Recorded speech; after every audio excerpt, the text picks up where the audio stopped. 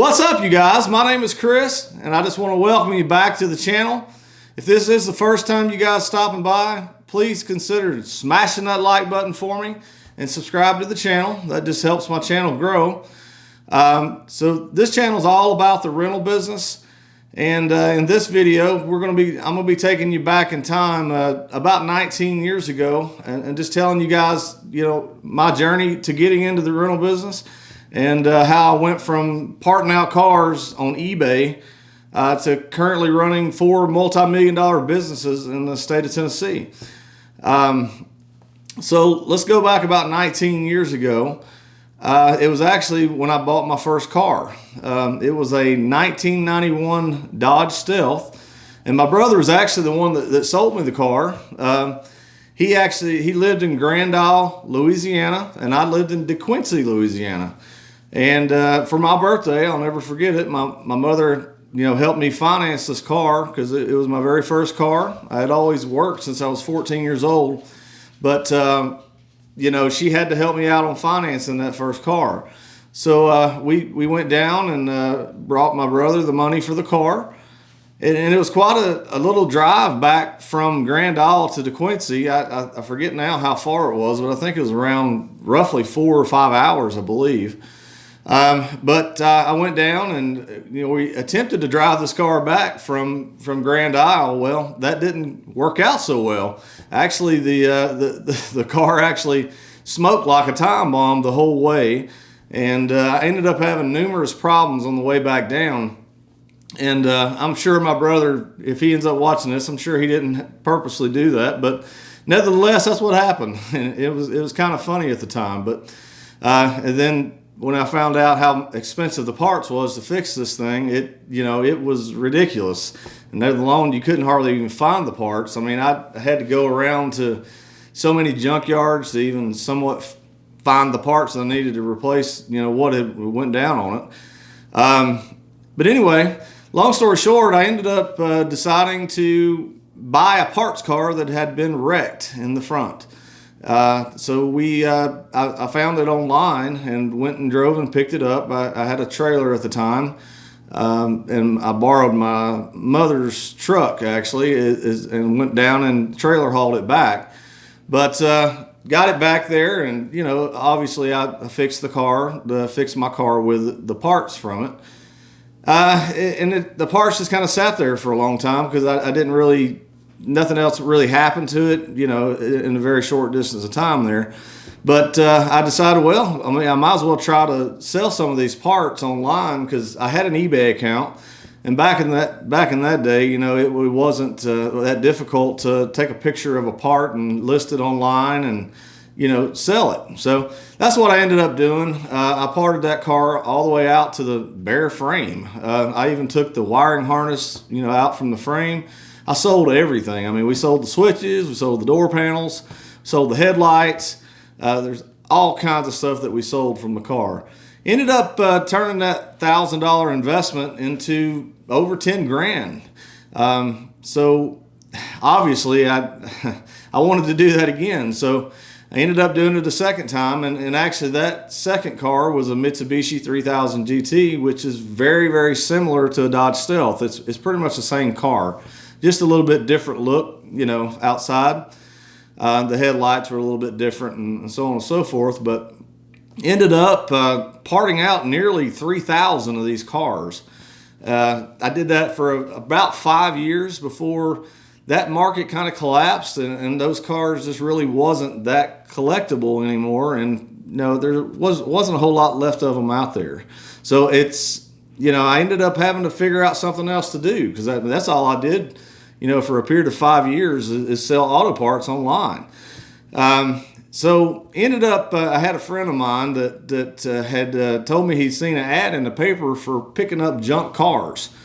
So, I decided, since these 3000 GTs and Dodge Stealths wasn't parting out so well anymore, I figured I would try my hand at, maybe putting out an ad that we'd buy junk cars and, just take the valuable parts off of the car, like the engine, transmission, fenders, any kind of main body parts and stuff, and just crush the rest of the car. And we would also remove the batteries, we'd take off the catalytic converter, we'd take off the condenser, the radiator. Basically anything that was recyclable, we would take it off and then just crush the rest of the car. Well, it come to the point to where, to be honest with you, we were spending more time taking these parts off than what really made sense. And I had, a lot of these cars kind of sitting around, and it was taking me a long time to do that. So I decided to keep doing that, but just kind of pick up the pace and, really just remove the recyclable parts. Again, like I said, the catalytic converter, the starter, the alternator, the wiring harness, the batteries, and aluminum wheels. If the tires were good, I would sell those as well on the side. But typically, I would buy the car for its weight. So if let's say that it weighed 3,000 pounds, I would offer the person, anywhere between $100 to $150, because when I crushed that car, I was getting about $12 per 100 at that time. So it was very lucrative, and I thought I was making extremely good money doing it at the time until I got to where I'm at today. So again, back in 2008, the market crashed, and everybody was losing everything they had, and all the metal prices, everything dropped. It got to the point to where there really wasn't enough money to be made even scrapping these cars or recycling anything. So again, I had to figure out something else to do with my life, because I'd gotten used to making pretty decent money is what I thought. And as a kid, I'd always enjoyed riding ATVs, riding jet skis, anything that had wheels, basically. I mean, I like a dirt bike. I used to drag my nephew around behind it on a rope. And really, I did some pretty mean things back in the day, but we had a lot of fun doing it. But at any rate, I'd always enjoyed having fun doing stuff like that. So I decided, well, let me, because we'd rented a jet ski when we went on vacation in Florida, and I had a lot of fun doing that. So I was like, well, what's better than having a job that you enjoy doing every single day of your life, that you could see going out and doing every day, and it wouldn't really be like a job. So I didn't know a thing of what I was doing, but I decided, well, I'm going to start renting jet skis. So ended up going around to probably 15 different marinas in the local area. And finally, I was able to obtain a lease. It was a year lease at one of the marinas.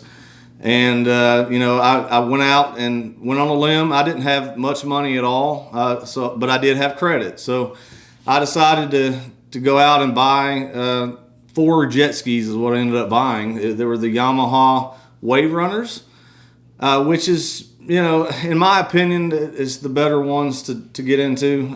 They've got Sea-Doo, of course, and Kawasaki and a couple other brands, but that's what I decided to go with, was Yamaha.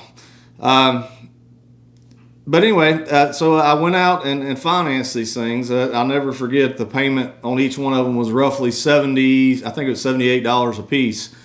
And, I bought these things, and I've tried to figure out where to get insurance, because they were wanting insurance to insure them. Well, I could get insurance, but they always started asking questions. Well, why do you have 4 jet skis? Well, obviously I didn't want to tell them that I was renting these things out. So I just avoided that. And so we took out the insurance. Well, I figured out that, if somebody else got in an accident while they had one of these things rented, well, I wouldn't be covered, and I'd end up losing everything I had. So I made phone call after phone call, and like I said in another video, it was probably 150, 200 calls before I finally found one insurance company that would write insurance for me renting these jet skis out on the lake. So that's what I ended up doing, and I did that for about a year. And well, it was about probably 8 months, because the season here where I'm from, the lake really goes down about 4 months out of the year. So after September, that's about the end of your season. So I had one good season. It wasn't spectacular money at the time, but it was a really good living, for just having 4 jet skis especially. I think I was clearing roughly 10 grand a month doing that. And I thought I was doing extremely well with that. But when the season come to an end, I didn't have anything else to do. So I ended up having to figure out something else to do. I really enjoyed doing the jet ski thing. So I started thinking, well, what else can I do that would be more of a year-round, venture? So ended up buying some Polaris slingshots. I think I bought 3 of them at the time, and ended up buying, I think it was roughly 5 or 6 side-by-sides, which is like a Polaris RZR, Can-Am X3s, stuff like that. And I mean, this was back in 2015. I ended up doing that. And so went out on a limb and decided to do that. Well, the following year, whenever the season was picking back up for the jet skis, the lady that had leased me that place decided to not lease me the spot again. So I was kind of sitting on 4 jet skis that I didn't really know what else to do. So I could either go out and find another piece of property or find another marina that would rent to me, but that was very difficult to do. So I'd already had my other business going in Gatlinburg. So I decided to just not do the jet skis for the time being. Ended up selling those, but long story short, ended up burning down actually at the end of 2016 at the UTV place that I'd started, the rental company I started in Gatlinburg. Ended up burning down in the wildfires. So that happened, I believe it was in November, the very end of November. So the business was extremely lucrative, so I really wanted to start it again. And finding a building in that area was next to impossible. But they had a building available, had a for rent sign on it, and ended up contacting those people. I ended up having to go through a real estate company, but they told me that it was already taken and everything. And so I left my number there just in case they decided to call me back. Well, lo and behold, it was actually about a month later, they called me back. And so I was able to take the lease on that building. Well, I ended up, renting that building, and I ended up partnering up with a guy that was a friend of mine for several years. We ended up partnering up with him, and we opened up the company there in Gatlinburg. So I think we ended up starting with about 13 or 14 units at the time, but we ended up growing that to now. Ended up building a building down the road that was over a $3 million building. So we have that location that we initially started, and then we have the new location that we started. It's now probably been 3 years ago that we started that one. And now I have 2 other locations, one in Pigeon Forge and then one over in Townsend. But anyway, so it's been a really fun, business to be into. I really enjoy it. And I'm sure there's a lot of you guys out there that have a lot of interest in this type of business, but take it from somebody that knows. It's not something that you just want to jump into and not know what you're doing. So that's what I'm here for. I'm going to try to help you guys all that I can. I'm getting started in this business if that's something you have an interest in doing. So if you would, please comment below. Let me know what kind of videos you guys are wanting to see. And I'll help you guys any way that I possibly can. So I really appreciate you guys watching this video. And again, please like and subscribe. It does help my channel to grow. And until next time, guys, we'll see you in the next video. Thank you.